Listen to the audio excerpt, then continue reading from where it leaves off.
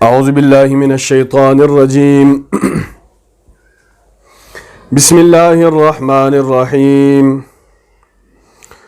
وَإِذْ قُلْنَا لِلْمَلَائِكَةِ اسْجُدُوا لِآدَمَ فَسَجَدُوا إِلَّا إِبْلِيسَ أَبَى وَاسْتَكْبَرَ وَكَانَ مِنَ الْكَافِرِينَ سُبْحَانَكَ لَا عِلْمَ لَنَا إِلَّا مَا عَلَّمْتَنَا إِنَّكَ أَنْتَ الْعَلِيمُ الْحَكِيمُ۔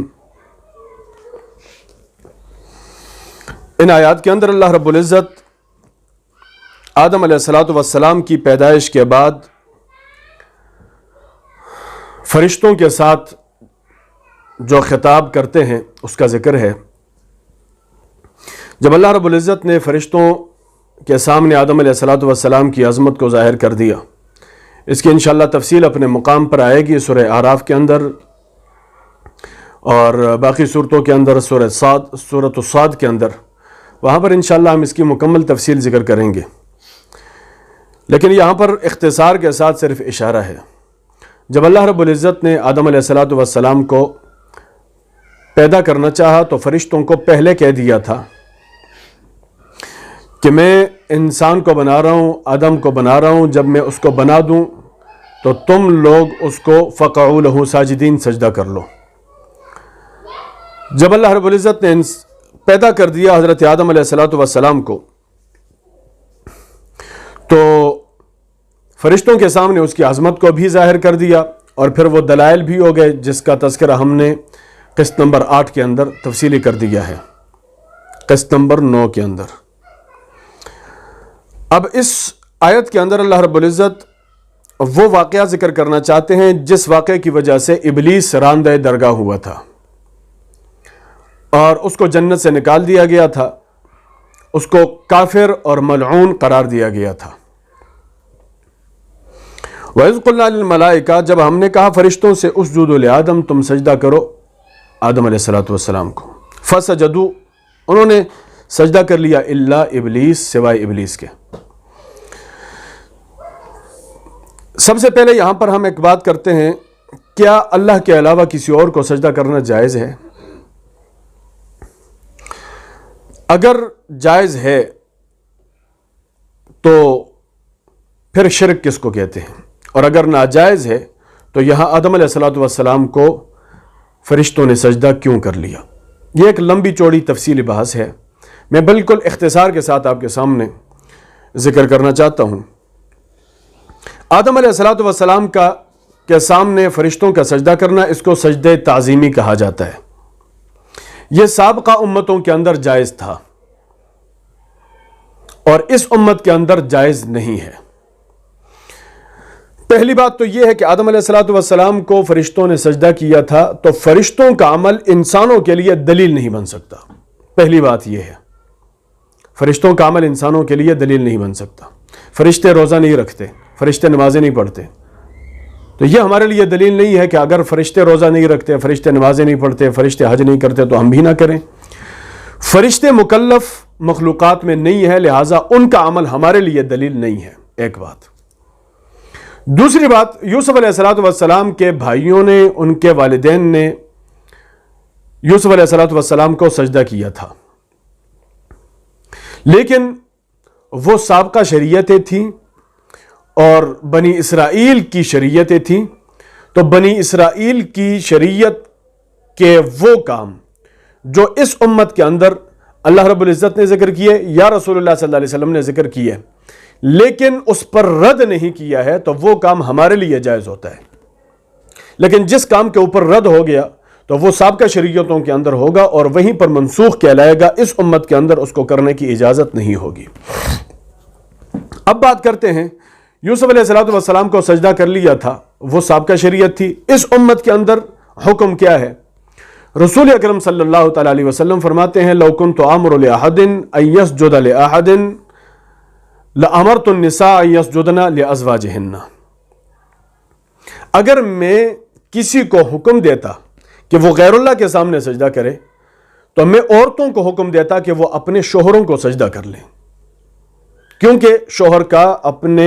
اپنی بیویوں کے اوپر بہت بڑا حق ہوتا ہے، ایک بات۔ دوسری بات، صحابی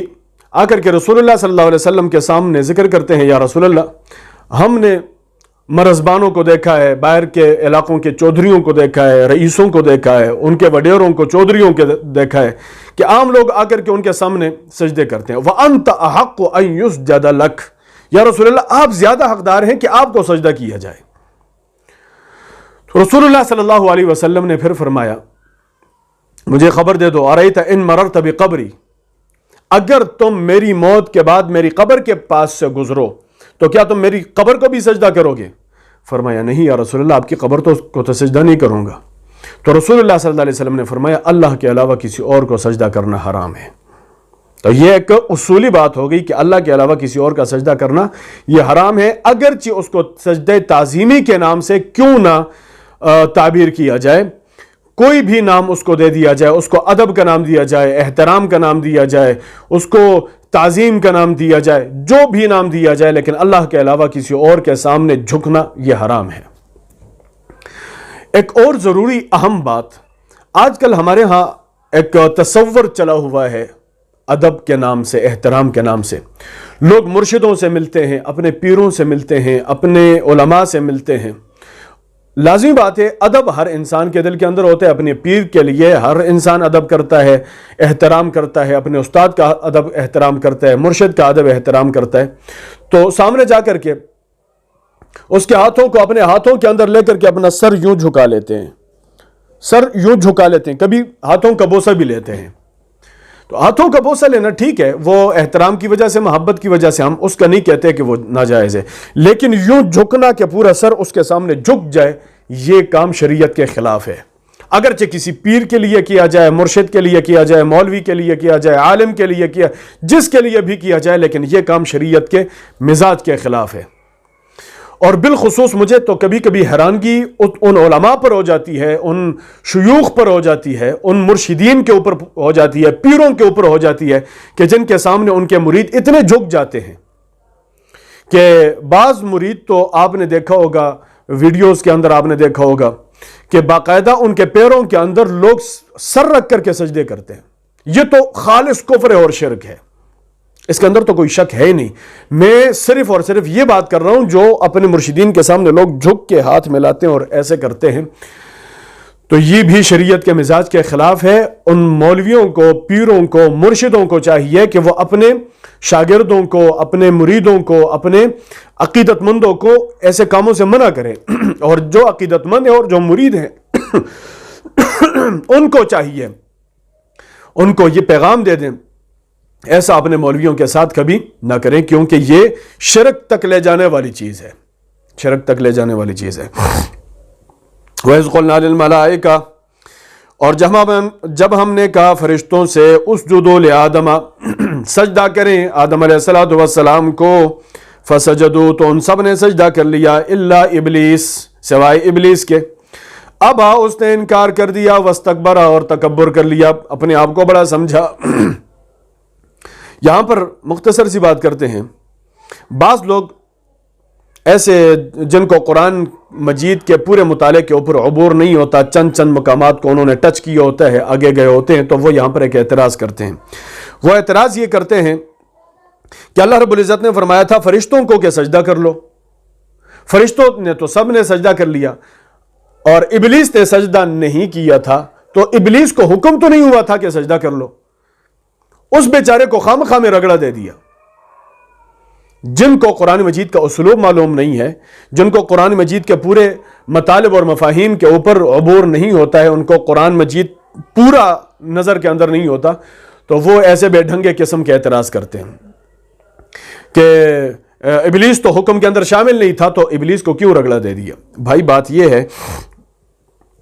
قرآن مجید بعض مقامات میں اجمال ذکر کرتا ہے، دوسرے مقامات میں اس کی تفصیل کرتا ہے۔ تو یہاں پر یہ جو آیت ہے، اس آیت کے اندر اللہ رب العزت نے اجمال کے ساتھ صرف یہ کہا ہے کہ اللہ رب العزت نے فرشتوں سے کہا سجدہ کرو، اور ابلیس کو الگ سے ذکر کر دیا کہ ابلیس نے سجدہ نہیں کیا تھا۔ اس کی مکمل تفصیل سورہ اعراف کے اندر ہے، جہاں پر اللہ رب العزت فرماتے ہیں، قرآن مجید کہتا ہے اللہ پاک نے پوچھا ابلیس سے، ما منعک الا تسجد اذ امرتک، اللہ نے براہ راست خطاب کر کے شیطان سے پوچھا، ابلیس سے پوچھا، تجھے کس چیز نے روکا کہ تو نے آدم علیہ السلام کو سجدہ نہیں کیا اذ امرتک، کہ جب میں نے تجھے حکم دیا تھا۔ تو بات یہ ہے کہ فرشتوں کو الگ سے حکم دیا گیا تھا اور شیطان کو الگ سے حکم دیا گیا تھا۔ تو فرشتوں نے اللہ رب العزت کا حکم مانا تو اللہ رب العزت نے ان کو مقام سے نواز دیا، اور شیطان نے، ابلیس نے آگے سے دلائل دینے شروع کر دیے، انا خیر منہ خلقتنی من نار وخلقتہ من طین، میں تو اس سے بہت زیادہ بہتر ہوں، آپ نے اس کو مٹی سے پیدا کر دیا، مٹی گندی ہوتی ہے، اور مجھے آپ نے آگ سے پیدا کیا، آگ بھڑکنے والی ہوتی ہے، اوپر جانے والی ہوتی ہے، اور مٹی کو تو روندا جاتا ہے، لوگ اس کے اوپر چلتے ہیں تو پاؤں کے نیچے ہوتی ہے۔ اس لیے اس نے قیاس فاسد کیا، غلط قیاس کرتے ہوئے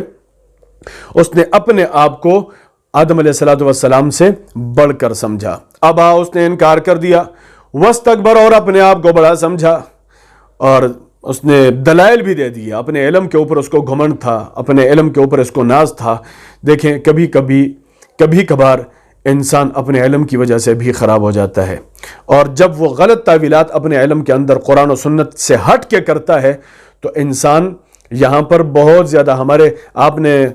کچھ ہمارے اسکالرز کو دیکھا ہوگا جو یوٹیوبرز ہیں یا فیس بکی ہیں، ایسے اسکالر جنہوں نے باقاعدہ قرآن مجید کو اور احادیث مطہرہ کو اپنے استادوں سے پڑھا نہیں ہے، وہ خود اپنے آپ کے اسکالرز بن جاتے ہیں، جس طرح کے غامدی صاحب ہیں یا جہلمی صاحب ہیں۔ ایسے لوگ جو قرآن مجید کو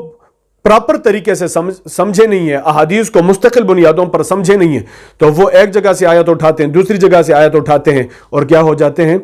غلط تعویل کر کے وہ خراب ہو جاتے ہیں۔ تو قرآن مجید کے اندر ہم غلط تعویل نہیں کر سکتے ہیں۔ قرآن مجید کے اندر ہم اپنی طرف سے منشا کے مطابق اور اپنے مزاج کے مطابق ہم تعویلیں نہیں کر سکتے۔ قرآن مجید کے اندر ہم پابند ہیں کہ ہم اپنے سلف صالحین کی پابندی کریں گے۔ وَكَانَ مِنَ الْكَافِرِينَ، اور شیطان اللہ رب العزت کے علم کے مطابق پہلے سے ہی کافر تھا، اللہ کو پتا تھا کہ یہ کافر ہے، لیکن اس کا اظہار نہیں ہوا تھا۔ جب شیطان نے اللہ رب العزت کے حکم سے عدول کر کے، انکار کر کے آدم علیہ السلام کو سجدہ نہیں کیا تو اللہ تعالیٰ نے اس کو راندہ درگاہ بنا دیا۔ اللہ رب العزت ہمیں قرآن مجید کو سمجھنے کی توفیق عطا فرمائے۔